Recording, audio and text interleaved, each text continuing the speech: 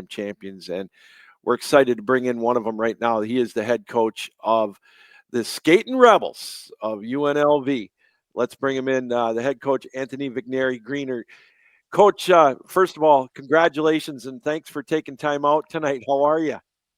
Good. Thanks for having me. Appreciate it. Oh, hey, the pleasure's all mine. Has it sunk in yet? Yeah, I think it's finally starting to settle down here in Vegas. We've been on a kind of just a wild ride the last couple weeks with just all the support the community is showing us. We did the nights, we did silver nights, we did the mayor's office, or tomorrow, excuse me, the mayor's office. But the boys got after it for a bit. That they took care of business and did their. We had a good event this Saturday at our rink where we got all the fans and donors out there. So it was a good experience for everybody just to come take a picture with the cup and say thanks to everybody that supports us. But yeah, it's really sinking in now that it's been about 2 weeks now. Here in a couple hours, be 2 weeks, but it was long awaited, but worth every Yeah. second of it. Well, it's funny is I just find it fascinating that it all culminated with a rematch, from last year's championship game. And a game, quite frankly, Coach, I didn't think you guys played that bad last year in that game against Adrian. Both teams played so well in that one. It was a lot closer than that 3-0 score would indicate. And I know, just a guess, you guys used that as plenty of motivation getting into the regular season. We'll talk about that in a minute. But quite ironic that you ended up playing Adrian again in the championship game. Yeah, I thought our first period, the year we lost, was better than the first year than we won. We really pushed the pace of play. We hit two posts, outshot on Yeah. that first game. But yeah, I think that's what all the boys wanted. They circled it. When we knew we were going to the championship, we were fortunate enough to get to watch the game against Minot and Adrian, and the Yeah. boys were kind of just wanted that grudge match. And they got what they asked for, and then they put everything on the line and went out and won a national championship. Well, I want to talk about your season as a whole, or capulate it in a little bit, but I want to get right to the national tournament. The first game. Now, Arizona is a team that is in your conference. Is that correct? Yes. Yeah. So you got kind of a rematch with them. I wasn't surprised they won their opener, but you guys played very well in that game. Just came out strong and never let up. Yeah, it's a little scary when you play a team so many times, and we've had a lot of success there. It's been I would say 3 or 4 years since we lost to them. Okay. So you're due to lose one at some point for any reason, bounce, bad play, whatever. So Yeah. I didn't love the matchup, just to be honest. Just I'd love to play Oklahoma. Nothing against Oklahoma. It's just a new opponent. The boys Sure. wouldn't look past them. But yeah, and then starting on the penalty kill because we didn't face the flag didn't help. It eased my nerves, but after we once killed that penalty, I think it brought a lot of momentum to the guys, and they settled in fairly quick. And then we got on the board early and kind of just ran with it from there. So I have to ask you. We'll get that past that one. The Maryville game. What did you say to the boys after the second period? I didn't see any panic. That was the one thing I looked in your eye after the second period when you went to the locker room. I didn't see any panic. But what did you tell the boys going into the third period? Yeah, Down 2-0. I honestly didn't get nervous until there was about the 10-minute mark, and then I was like, okay. But the message was really simple, just because of what Maryville's game plan was, just to kind of just play, five in the dice, just punt pucks out, and make sure they didn't give up any grade A scoring chances. And unfortunate bounce to be down 1-0. Then the next thing you know, we're down 2-0 on another little small breakdown on our end. And but other than that, I mean, we dominated that hockey game in every aspect of possession, scoring Yeah. chances, shots on net. Just nothing would fall. And our message was simple. We talked as a staff in between and just said, "Hey, listen, this is what message we're going with." And the message was like, "There's just no simple way they will be able to withstand 20 more minutes of this. They are Yeah. holding on by a thread." Yeah. And we were fortunate enough to get one there, and then we tied it up late. We were about to pull the goalie, and we ended up, scoring without Yeah. having to do that. And then, an all freshman line that played a lot during that tournament, they were buzzing, and they get a little bit of a break there where he makes a good play in the neutral zone and chips the puck around a D, and then Jenny's going to the net hard and finishes the puck, and we're on to Sunday. Yeah. That what what really you just brought an interesting point. And I was going to bring it up towards the end, but I guess I can bring it up now. Is I talked with Gary Gardner, they're the D2 Lindenwood champion coach. You guys, you remind me of their team. You've got a lot of young kids that are going to be coming back that really gained a lot of experience, and they weren't freshmen by after the first game. They were veterans now in that tournament. That was a huge plus for you guys. Yeah, they have, all my freshmen. We brought in 9 freshmen and 2 transfers this year, and they all played high levels of hockey. They're all Yeah, NA kids, or 8 of the 9 are all NA kids. So, they played in, big games their whole lives. So it was nothing new to them. So it wasn't like yeah, freshmen. So yeah, I only graduate 6 this year, and we got a great core coming back. Obviously, losing a few of our upperclassmen just yeah. for leadership purposes stings a little bit, but I think we have a good room where they mentored the younger guys for them to take the reins and kind of lead by example this year. So one of the themes that I saw, and you just talked about it in your Maryville game. A lot of these games, I don't know if you noticed it, the disparity in like puck possession time and shots on goal. Peyton Turnage, the guy that called your championship game, him and I talked about it the whole tournament. I wish there was a stat that could track puck possession time because you guys dominated it, especially your team, just about every game. But a lot of teams were dominating it, but they still had to scrape to get by. And not just your games; it seemed like the whole tournament, all 5 divisions. Yeah, I think that we use Instat and Huddle, so we can see where our possession of the puck is, and Yeah, I played forward my whole life, so I love to go fast and go north with the puck right away. So we're quick in transition. And, one of the things that we stressed about to get through Noah on, that final game was like, let's get inside the dots and yeah, shoot through screens just to make sure that we're getting a lot of traffic. Because, yeah, we do outpossession the teams or most of the teams we play. yeah, But, still you have to comes down to execution. So if you don't execute, the possession's pointless.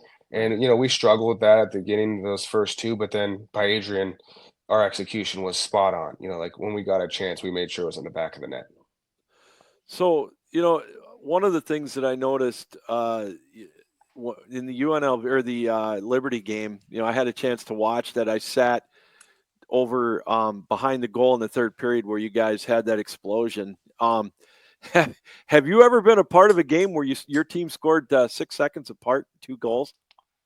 I don't think it was that close. Again, we get to going, and once we get hot, it's bad for teams. It's Yeah, good for me to sit back, but it's bad for other teams because we have a lot of speed, a lot of skill, and yeah. it comes down to execution. So again, with that game, starting out 1-0 on the first shot kind of stings, but we settled right in, and we had a ton of chances.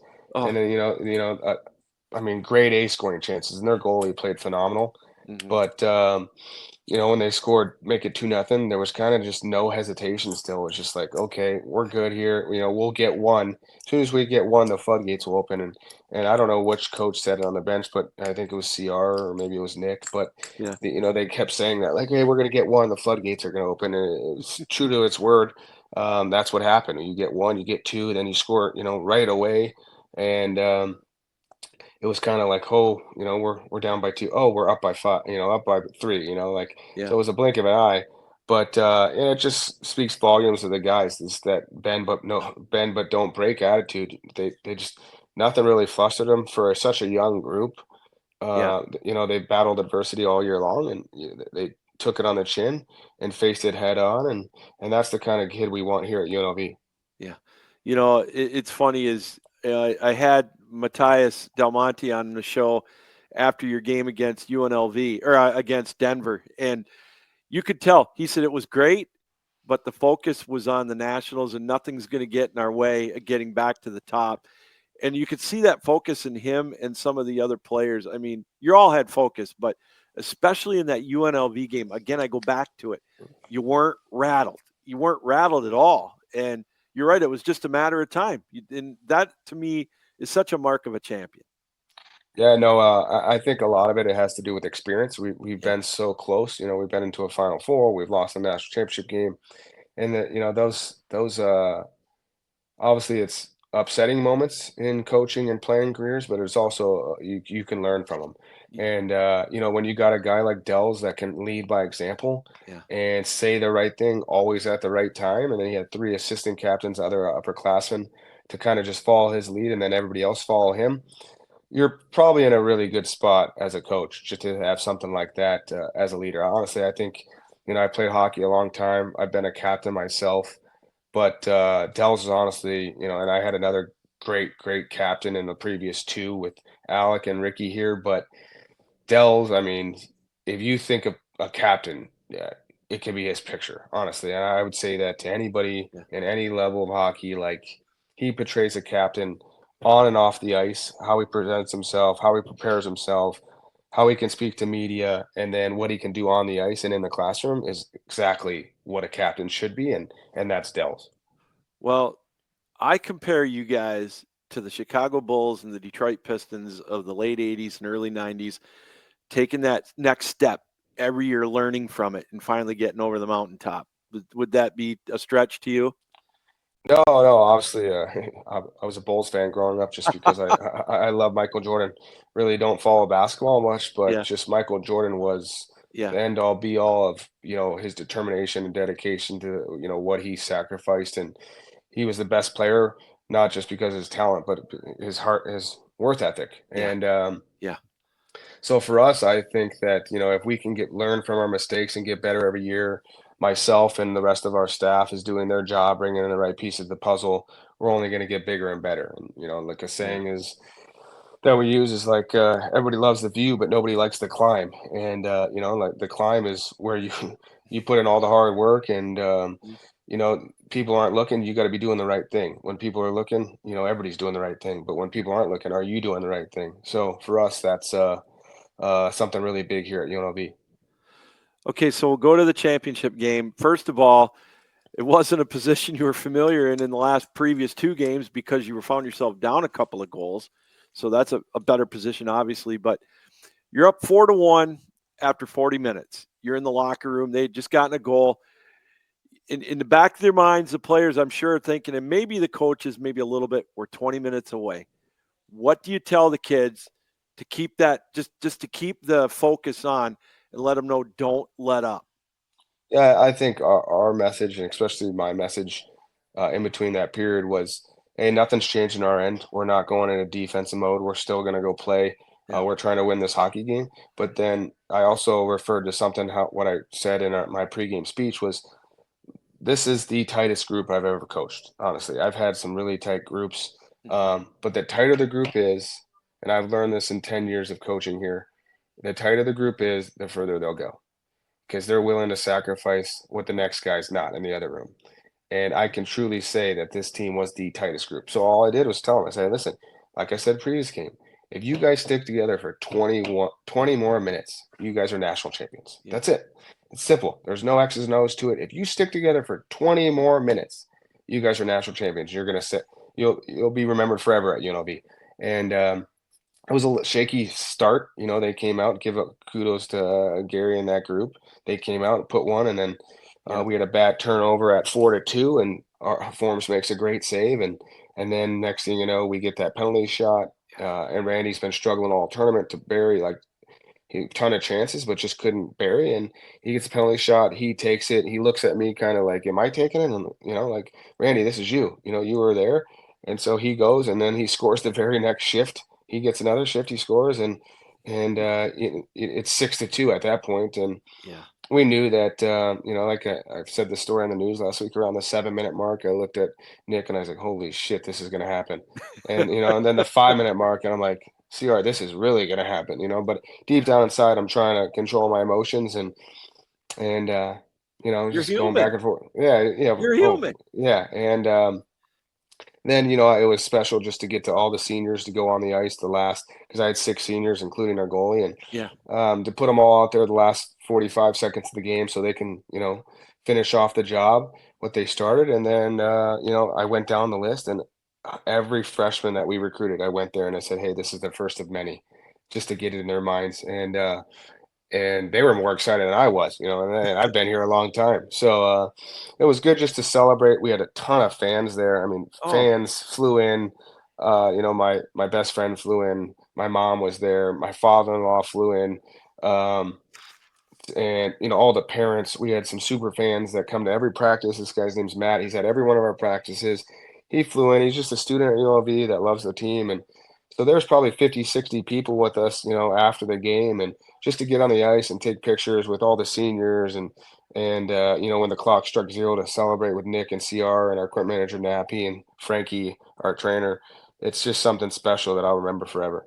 so what was your first emotion? Jubilation or relief? Or relief, I think, Yeah, just because maybe it wasn't as bad because I think of previous championship games where it's like 1-0 or yeah, 2-1, and you're hanging on by a thread. But we were fortunate enough to get off to a good start and kind of have a lead the entire game.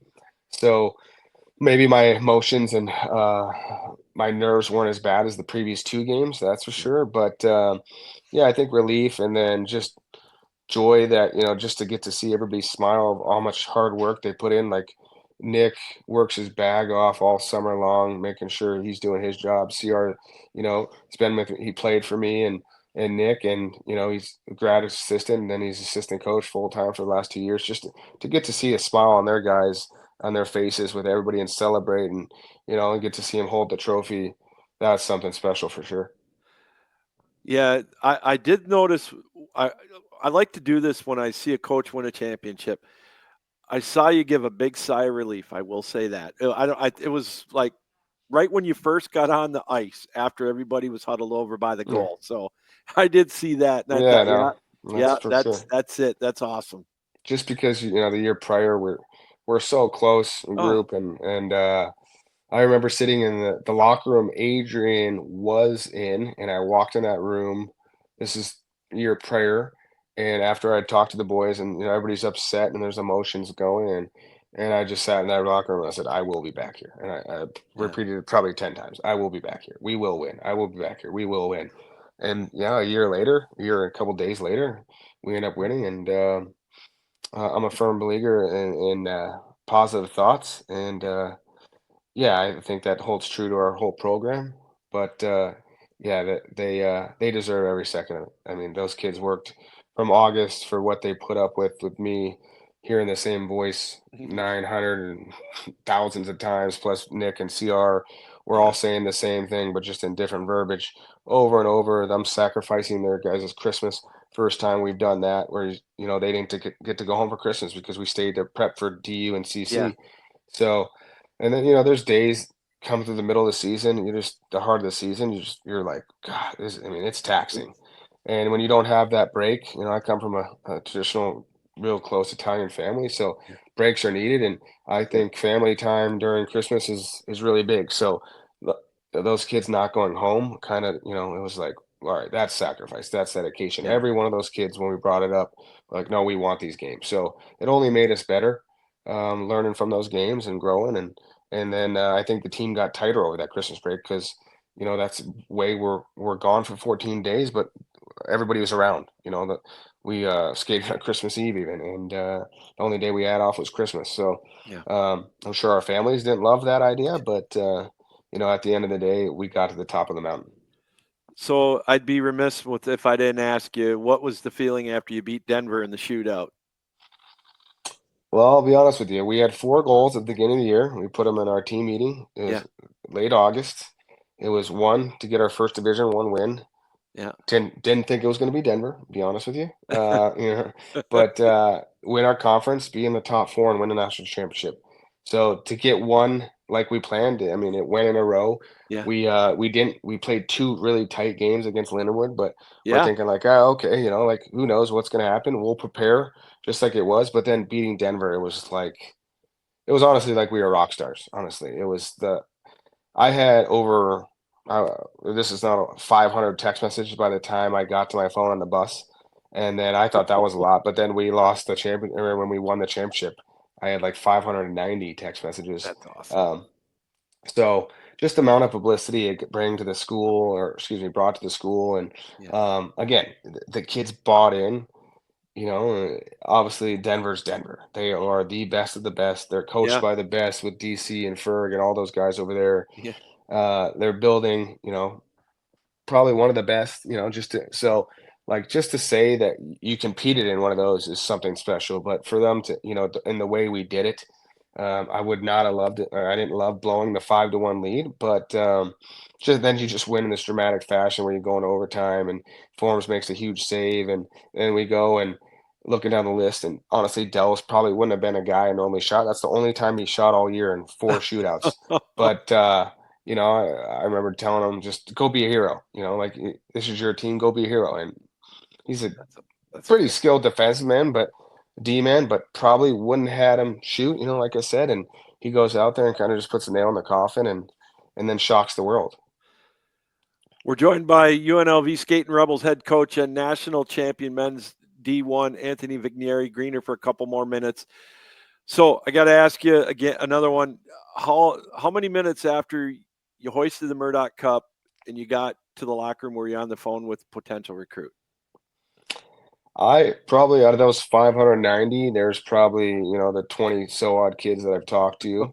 Every one of them said congratulations, and all my Nice. text was like, you can be a part of this next year, and I made sure to, get the recruits a text back right away. Yeah. A lot of them I didn't get to until 5 in the morning until we were done celebrating with everybody. But yeah, it was just the phones blew up and they continue to blow up. And my recruiting class, I knew it was going to be even better than last year before we won, but Yeah. now I know, confident that it's going to be our best recruiting class yet. Well, I got to tell you what Ric Flair always says: in order to stay number one, you got to be number one. So Mhm. now you're number one. So the target's on your back, and I'm sure you wouldn't want it any other way. Correct? No, we'll embrace that. We love I the love that. yeah, we'll embrace it. We want that. We want people to be chasing us. So, last question: what's your summer going to be like? I know you're probably it's a 12-month a year job now for a lot of coaches, but what's your timetable right now, Coach? Yeah, we've been, we did our exit meetings last week. We did staff exit meetings this week. We have a bunch of staff here, so I've been sitting in those daily, and then recruiting started on that Monday. I've been recruiting since December. Same thing with Nick. He's been on Yeah, the phone. I always tell I've been on the phone like Wolf of Wall Street. We've been, on the phone just banging away. I love That's it. the only way to do it. But no, I'm actually excited. Saturday, head out to Miami and with my wife and kids, my mom and her husband, and we're gonna go on a cruise in the Nice, Bahamas and just to relax and decompress, get away from my phone for a bit. But smart. yeah, just to settle in. I think that Uh, you need a break once in a while, and I think that. This will be a perfect time and I can come back reset, refreshed. And we've already committed 3, and by the time I get back, I'll probably commit the other 7. Just get their LOIs all signed and yeah, ready to go, and then everything else starts to come and play. You're finalizing the contracts. We already have 4 Division 1 games. Hope for next year. Hopefully, we can get more. there you go. And like you said, it's a job that never quits. And then come May, we'll start our youth. We're really big in the community here in Vegas, and we'll start our youth programs on every Tuesday and Wednesday morning. We run a youth program for different age groups, so it's good to give back and stay fresh on the ice, and enjoy summer. Golf a lot, that's for sure. There you go. Well, I remember when you were on the show. I think it was 3 years ago, 3 or 4 years ago. This undoubtedly was your goal, as every coach's goal, but the determination, and you kept knocking on the door. And I'm so happy for you. You're able to get to the top of the mountain, and here's to potentially staying there for a while. Congratulations again. No, thanks for all you do. If it wasn't for people like you, this league wouldn't get the publicity it needs because it's getting bigger and better every year. So Yeah. thank you. I appreciate the kind words. Anything you need from me, I'm a phone call away. So All right. appreciate it. Have a good day. All right, Anthony. You too. Enjoy your cruise, and congratulations again. We'll talk soon. All right, you have a good day. Thank you. You bet.